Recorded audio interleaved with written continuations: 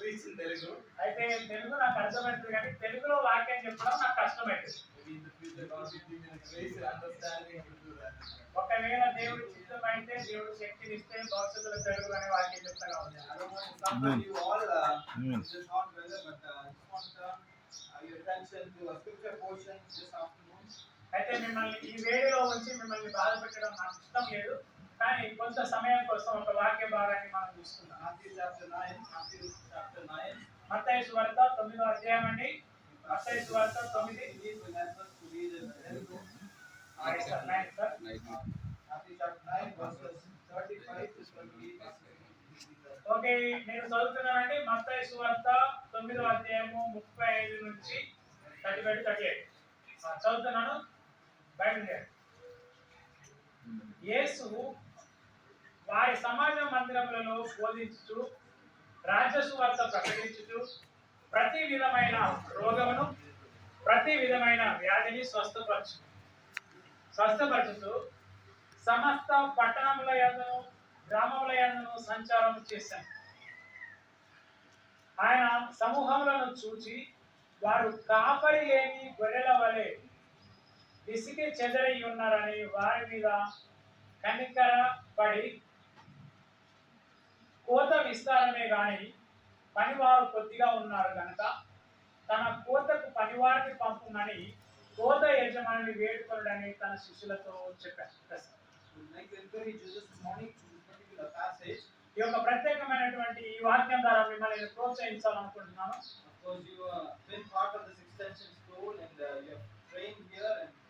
Learned, and I hope that God is going to use you mightily, especially with this training, in order to sharpen. అయితే మీరు extension ఈ Bible కాలేజీలో మీరు ఒక భాగం కనుక మీరు చాలా మంది మీకు బోధించుంటారు, చాలా విషయాలు మీరు నేర్చుకొని ఉంటారు. అయినప్పటికీ ఈ వాక్యాన్ని మీరు ప్రోత్సహించాలనుకుంటున్నాను. Especially this particular portion allows us to understand that the Lord Jesus Christ was here in the earthly ministry. He went out and he taught and he preached and he ministered to people. ఎప్పుడైతే యేసుక్రీస్తు ఈ భూమి మీద జీవించి ఉన్నాడో అప్పుడు బయటకు వెళ్ళి గ్రామాలకు వెళ్ళి చుట్టుపక్కల వెళ్ళి తన శిష్యులకు తర్వాత ప్రజలకు దేవుడి యొక్క రాజ్యం గురించి బోధించాడు. Especially verse 35 points to the very nature of his ministry, especially as he taught in synagogues and also preached in other places. తర్వాత మనం 35వ వచనాన్ని చూసినట్లయితే ఆయన సమాజ మందిరంలో తర్వాత ప్రతి స్థలమందు సువార్తను ప్రకటిస్తున్నాడు. Most of you are in the ministry in different aspects of the ministry, and it involves you teaching and preaching in different areas of ministry. అయితే సేవలో మీరు సేవ చేస్తున్నారు, చాలా రకాల సేవలు ఒక్కొక్కరు ఒక్కొక్క ఏరియాలో సేవలు చేస్తున్నారు. As pastors, as laymen, we are always thrilled to go out there and preach and to teach other people. So దేవుడి యొక్క అంటే మనం ఒక క్రైస్తవ నాయకులుగా లేక సంఘ పెద్దలుగా దైవ సేవకులుగా మనం ముందుకెళ్ళి దేవుడి యొక్క వాక్యాన్ని చెప్పడానికి అంటే చాలా ఉత్సాహం కలిగి ఉంటున్నాం. But I want to remind you this morning about the small aspects that the Lord was pointing as he was teaching and preaching here on earth. అయితే ఈ లోకంలో ఉన్నప్పుడు యేసుక్రీస్తు బోధించినటువంటి వాడి దాంట్లో నుంచి ఒక్క విషయాన్ని నేను మీకు జ్ఞాపకం చేయాలి అనుకుంటున్నాను. The synagogue was a place of worship where the Lord would go up and teach people. అయితే సమాజ మందిరంలోకి యేసుక్రీస్తు వెళ్ళి అక్కడ ఉన్నటువంటి ప్రజలకు ఎప్పుడు బోధించేవాడు. People would listen and sit down and listen to what the Lord has to exposit from God's word. So దేవుడి యొక్క వాక్యాన్ని అతని ద్వారా వాళ్ళందరూ విన్నారు. The second part of the verse says he went out preaching the gospel of the kingdom in other areas of well. తర్వాత అక్కడ మాత్రం సమాజ మందిరంలో మాత్రమే కాకుండా ప్రతి స్థలంలో ఆయన బోధించుకుంటూ గ్రామాల యందు పట్టణాల యందు సంచారం చేశాడు. The last part of verse 35 says healing every sickness and every disease among the people. తర్వాత అతడు చాలా మందిని స్వస్థపరిచాడు, రోగాలన్నిటిని తీసేశాడు. Of course, in the earthly life when the Lord was living here, he did minister and touch people in the physical sense of healing. అయితే వాళ్ళకు ఉన్నటువంటి అనారోగ్యము ఎప్పుడైతే బాధపడ్డారో దాంతో ఆయన వెళ్ళి వాళ్ళని ముట్టి బాగు చేశారు. It was necessary, especially because the Jews sought for signs and wonders from the Messiah. అంటే అంటే మెస్సియా అనేటటువంటి వ్యక్తి వస్తే ఆయన కొన్ని అద్భుతాలు చేయాలని అప్పుడున్నటువంటి యూదులు కోరుకున్నారు కనుక యేసుక్రీస్తు ఆ రకంగా అద్భుతాలు చేశారు. Of course, we pray for the sick, we pray for people's healing, especially different aspects of physical problems that they have. But యేసుక్రీస్తు ముట్టిన వెంటనే అందరిని బాగు చేశాడు కదా మేము ముడతాము అని చెప్పేసి అట్లా అనడానికి వీల్లేదు. అప్పుడు బాగుపడేది ఇప్పుడు బాగుపడకపోవచ్చు, మెల్లమెల్లగా బాగుపడవచ్చు. అయితే మరి క్రైస్తవులుగా లేక దేవుని సేవకులుగా ఎవరైనా అనారోగ్యంతో ఉన్నప్పుడు వాళ్ళని ముట్టి మనం ప్రార్థన చేయొచ్చు. అది ఓకే, అక్కడి వరకు okay. Because you see that nowadays in different churches how this particular ministry has been used and misused in many different ways, and the name of the Lord has been misused, and then God's name is destroyed. అంటే ఈ రోజుల్లో మనం చూసినట్లయితే చాలా మంది సంఘాలు ఏం చేస్తున్నారంటే స్వస్థత కూటాలని మీటింగ్లని పెడుతున్నారు. కానీ అక్కడికి వెళ్ళినటువంటి వాళ్ళు ఎవరు స్వస్థపడ్డ దాఖలాలు ఏమీ లేవు. ఆ రకంగా ప్రజల్లో కన్ఫ్యూజన్ తీసుకొస్తున్నారు. At the same time, I want you to remember now, especially because when you go out teaching and preaching God's word, నువ్వు ఎప్పుడైతే బయటకు వెళ్ళి దేవుడి యొక్క వాక్యాన్ని బోధిస్తూ ఉంటామో, an example set forward by our Lord, మనం ఒక మంచి మాదిరిని మనం యేసుక్రీస్తు ముందు పెట్టుకోవాలి. you always address the needs of the people as well. అయితే ప్రజల యొక్క అవసరతను బట్టి దేవుడు ఎప్పుడు వాక్యం చెప్పాడు. A little bit of Christian love goes a long way as we go out teaching and preaching. క్రైస్తవుల యొక్క ప్రేమను నీ యొక్క వాక్యం చెప్పడం ద్వారా బోధించడం ద్వారా నువ్వు చూపించాలి. It might be different for different people as you encounter them, as you make time for them and speak to them, encourage them. ఎప్పుడైతే మన ప్రజలను కలుసుకుంటామో మాట్లాడతామో వాళ్ళు నానా రకాలైన మనస్తత్వం కలిగినటువంటి ప్రజలు ఉంటారు. But the Lord always pinpoint and touch where people was hurting. అయితే ఏ విషయంలోనైతే వాళ్ళు బాధపడి ఉన్నారో ఆ ఒక్క విషయంలో మనం కాన్సంట్రేషన్ పెట్టి వాళ్ళ మనసును మనం బాగు చేయాలి. Not only did he speak, but he acted as well. ఆయన మాట్లాడడం మాత్రమే కాదు, చేతల ద్వారా కూడా చూపించాడు. Most of you have different types of ministry as we engaged in Christian ministries. మన క్రైస్తవ సేవ చేస్తున్నప్పుడు మనం వేరు వేరు సేవలలో మనం చాలా నిమగ్నమై ఉన్నాము.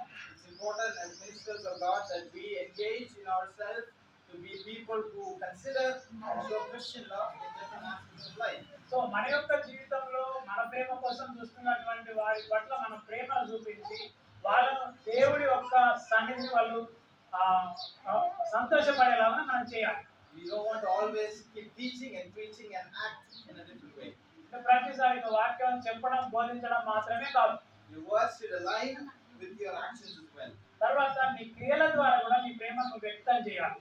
Of course, as we preach, as we teach, we want to show Christian love. We want to give time for people and especially engage them and meet both their problems and needs and spend time with that as well. So నువ్వు ఎప్పుడైతే శిష్యులతో ప్రజలతో నువ్వు మాట్లాడతావో వాళ్ళు ఏ బాధలో ఉన్నారో ఆ బాధకు సరిపడినట్టుగా వాళ్ళతో మాట్లాడి వాళ్ళకి కావలసినటువంటి ఓదార్పును దేవుళ్ళలో నుంచి నువ్వు చూపించాలి. Of course, you want to preach, teach at the same time, show Christian love on an orderly manner. అంటే నువ్వు వాక్యాన్ని బోధించు, తర్వాత దేవుడి గురించి వాళ్ళకి ప్రకటించు, అదే సమయంలో దేవుడి యొక్క ప్రేమను ప్రాక్టికల్ గా చూపించు. The Lord is encouraging here in the later part of this particular portion as to providing your service towards the harvest which is out there. So ఇక్కడ ఈ వచనం ద్వారా దేవుడు మనకేం చెప్తున్నాడంటే కోత చాలా విస్తారంగా ఉందని చెప్పేసి దేవుడు మనకు తెలియజేస్తున్నాడు. Again, verse 36 points to the very nature of the Lord as he ministers his compassion. తర్వాత ఇక్కడ 30వ వచనం చూసినట్లయితే అక్కడ ప్రజలు ఎట్లున్నారు, సమాజం వాళ్ళు కాపరి లేని గొర్రెల వలె విసిగి చెందడి ఉన్నారు. Verse 35 points to the physical needs they were suffering and the Lord met those needs. At the same time, verse 36 is concerned about the spiritual needs and how they were astray without a shepherd. అయితే శరీరకంగా వాళ్ళు ఏ బాధల్లో ఏ రోగాలు వ్యాధుల్లో ఉన్నారో 35వ వచనంలో తెలియజేశాడు దేవుడు. కానీ 30వ వచనానికి వచ్చినట్లయితే ఆత్మీయంగా వాళ్ళు కాపరి లేని గొర్రెల్లా ఉన్నారు. But when he saw the multitude in verse 36, he was moved with compassion on them because they fainted and were scattered abroad as sheep having no shepherd. So ఒక గొర్రెల కాపరి లేకుంటే ఏ రకంగా బాధపడతాయో ఆ రకంగా ప్రజలు కాపరి లేని గొర్రెలాగా చెదిరి ఉన్నారని వారి మీద కనికరం చూపించాడు దేవుడు. Even today, as you have done in your certification course, and you have a degree, if you will, that training, official training you had, but when you go out there into the field, do you have that compassion like how Christ had? ఇప్పుడు మనం సర్టిఫికెట్లు తీసుకున్నాము, graduation అయిపోయింది, ఇన్ని రోజులు మన Bible క్లాసులు చాలా అటెండ్ అయ్యింది. కానీ నువ్వు ప్రజల మధ్యలోకి వెళ్ళినప్పుడు వాళ్ళ మీద కనికరం అనేటటువంటిది మనకుందా? Do you have that burden for the ones who are lost? అంటే నశించిపోయినటువంటి వారి పట్ల నీకు బాధ్యత కలిగి ఉందా, భారం ఉందా నీకు? Not only did our Lord Jesus Christ help people physically, but then of course he was more concerned about their spiritual needs. కేవలం యేసుక్రీస్తు వాళ్ళ శారీరకమైనటువంటి అవసరతల కోసం మాత్రం కాకుండా ఆత్మీయంగా వాళ్ళకి ఏం అవసరం ఉందో చూసి వారి మీద కనికరం చూపిస్తాడు. Always reminds me of the chancellor at the college where I studied in the US. నేను ఎక్కడైతే అమెరికాలో నేను చదివినప్పుడు నాకు ఎప్పుడు ఒకటి నాకు గుర్తుకు వస్తుంది. Bob Third, whenever he used to step up in the chapel, he used to state this particular statement. అయితే ఆయన బాబు థర్డ్ అని ఒక బాబు థర్డ్ అని ఆయన ఒక ఆయన ఉన్నాడు. ఆయన సార్ వాళ్ళ కాలేజీకి ప్రెసిడెంట్ అక్కడ అమెరికాలో. సో ఆయన ఎప్పుడు ప్రార్థనకు వచ్చినా కొన్ని మాటలు మాట్లాడేవాడు. Every time he used to walk up to the chapel, he used to state this particular statement and remind us. మాకు ఎప్పుడు కానీ దేవుడి వాక్యం చెప్పడానికి వచ్చిన ప్రతిసారి ఆయన ఒక విషయం జ్ఞాపకం చేసేవాడు మాకు. He said, at this very moment, people are dying and going to hell. ఈ మూమెంట్ లో నేను మీతో మాట్లాడుతున్న సమయంలో కొంతమంది చనిపోతున్నారు ఇక్కడ. And he used to make us restate that particular statement out loud. దాన్ని గట్టిగా చెప్పించేటటువంటి వాడు మా చేత. There is a burden involved here, especially when you go out and minister. ఒక బాధ్యత అనేది మనకు పెరుగుతుంది. ఎందుకంటే నువ్వు ఎప్పుడు బయటకు వెళ్ళి దేవుని సువార్తను ప్రకటిస్తావు. If you are a recipient of God's grace and mercy and you are born again believer, a Christian, you will not be urged to share and have the burden for the lost. ఒకవేళ నువ్వు తిరిగి జన్మించినటువంటి వ్యక్తి అయితే ఆత్మల పట్ల నీకు భారం కలిగి ఉన్నట్లయితే నువ్వు బయటకు వెళ్ళి దేవుడి యొక్క సువార్తను ప్రకటించాలి. Every single person that you meet across in the street has soul and it has an eternity. నువ్వు వీధిలో వెళ్తున్నప్పుడు నీకు కనబడే ప్రతి ఒక్క వ్యక్తి అతని యొక్క ఆత్మ పరలోక రాజ్యం పోవడం కోసం మనం ఆ భారం కలిగి ఉండాలి. Are you really burdened for their souls? వాళ్ళ యొక్క ఆత్మల నిమిత్తం మనం భారం కలిగి ఉండాలి. Because the Lord is very, very careful, as he says in verse 37. He says, "Then said he unto his disciples, the harvest truly is plenteous, but the laborers are few." So అక్కడ ఒక మాట చెప్పాడు 37వ వచనంలో, కోత విస్తారమే గాని పని వారు కొద్ది ఉన్నారు. India is a big nation. It's a huge nation. ఇది ఒక పెద్ద మన భారతదేశం చాలా పెద్ద దేశం. In terms of population, we have 1.5 billion people. దాదాపు 1.5 మంది ప్రజలు ఉన్నారు ఇక్కడ. That's a lot of people who have a lot of hopes in the sense, in the physical sense, but then they do have a soul which has an eternal nature. అయితే ఇక్కడ చాలా రకాలైనటువంటి నమ్మకాలు మన ఇండియా మన దేశంలో ఉన్నాయి. కానీ నిజంగా వాళ్ళ ఆత్మ పరలోక రాజ్యానికి వెళ్తారా లేదా? But is there a real burden in our heart that we go out there and see these people where they're going to spend their eternity? So వీళ్ళు ఈ ఆత్మలు ఎవరైతే ఉన్నారో వాళ్ళ పట్ల మనం భారం కలిగి వాళ్ళు పరలోక రాజ్యం వెళ్ళేలాగా మనం బాధ్యత కలిగి ఉండాలి, భారం కలిగి ఉండాలి. We live in a nation that things are difficult in terms of street preaching, but at the same time, the Great Commission is very straightforward. We have to go there and do what is required. మనం ఏ దేశంలోనైతే జీవిస్తున్నామో వీధులలోకి వెళ్ళి వాక్యం చెప్పడం చాలా కష్టంగా ఉంది. అయినప్పటికీ దేవుడు చెప్పాడు, మీరు సర్వలోకానికి వెళ్ళి సర్వశ్రీ సువార్త ప్రకటించమన్నాడు కనుక మనం వెళ్ళి ప్రకటించాం. Because the harvest truly is plenteous. నిజంగా కోత అంటే సువార్త ప్రకటించని స్థలాలు చాలా ఉన్నాయి. The laborers are few. కానీ సేవ చేసేటటువంటి వాళ్ళు చాలా తక్కువ మంది ఉన్నారు. Each one of you has the responsibility as well. మనందరికీ ప్రతి ఒక్కరికి వ్యక్తిగత బాధ్యత ఉంది. As you go out there and minister and your position where the Lord has kept you, I urge that God will continue to burden you with this particular thought to go and reach the lost. So ఇక్కడ ఉన్నటువంటి ఈ యొక్క వాక్యం ద్వారా దేవుడు మన హృదయంలో భారాన్ని నుంచి మనం ముందుకెళ్ళి ప్రత్యేకంగా దేవుడి యొక్క సువార్తను ప్రకటించడానికి మన Let సహాయం that fire keep burning inside you to go out and reach the so lost. అట్లాంటి ఆత్మ మనలో మండాలి. It's not a one-day process. ఇది ఒక్క రోజు పని కాదండి. Let not the fire burn one day and lost another day. ఒకవేళ ఈ రోజు మంట మండి తెల్లారి అది ఒక ఆరిపోతే దానికి విలువ లేదండి. Unless you walk with the Lord, that particular desire will not be there. దేవుడితో మనం నడవకుంటే ఆ రకంగా మన ఆత్మలో మండి ప్రతిరోజు సువార్త కోసం ముందుకు వెళ్ళాం. Very, very few years we have here on earth. What are we doing with it? Are we going to share the good news of the gospel and trust it and carry on? మనం కొన్ని సంవత్సరాలు మాత్రమే ఈ భూమి మీద ఉంటాము. ఈ కొద్ది సంవత్సరాలు మన దేవుడి యొక్క సువార్తను ప్రకటించాలి. Verse 38 says, "Pray therefore the Lord of the harvest, that he will send forth laborers into his so harvest. 9:35 ఏమంటుందంటే వాక్యము గనుక అంటే కోత విస్తారమే గాని పనివారు కొద్దిగా ఉన్నారు గనుక తన కొరకు తన కోతకు పనివారిని పంపుమని కోత యజమానిని వేడుకొనుడి. Pray therefore that the Lord of harvest, so ఇంకా చాలా మంది దేవుళ్ళకి వచ్చి సేవలోకి రావాలని వాళ్ళ కోసం ప్రార్థన and చేయాలి. that prayer is for each one of us as well. మన కోసం కూడా మనం ఒకరి కోసం ఒకరు ప్రార్థన You చేసుకోవాలి. don't just want to keep praying, Lord send somebody else. అంటే ప్రభు ఎవరినైనా పంపమని ప్రార్థన చేయొద్దు. But as we pray, it should stir us, it should motivate us to go out and be effective soldiers of Christ. పంపమని ప్రార్థన చేయడం మాత్రం కాదు, మనం వెళ్ళి చేయాలి. It is our duty, and we have the responsibility to go out.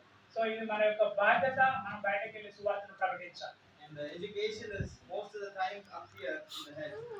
మన చదువు అనేటటువంటి తలలో ఎప్పుడు కనిపిస్తూ ఉంటుంది. But as the Lord stirs you from the heart, I hope that you will go out and make use of the opportunity given. So దేవుడు ఇచ్చినటువంటి సదావకాశాన్ని మనం ఉపయోగించుకుంటామని యేసుక్రీస్తులోని నిరీక్షిస్తున్నాం. At some point in our life, we are accountable to the opportunities given to us.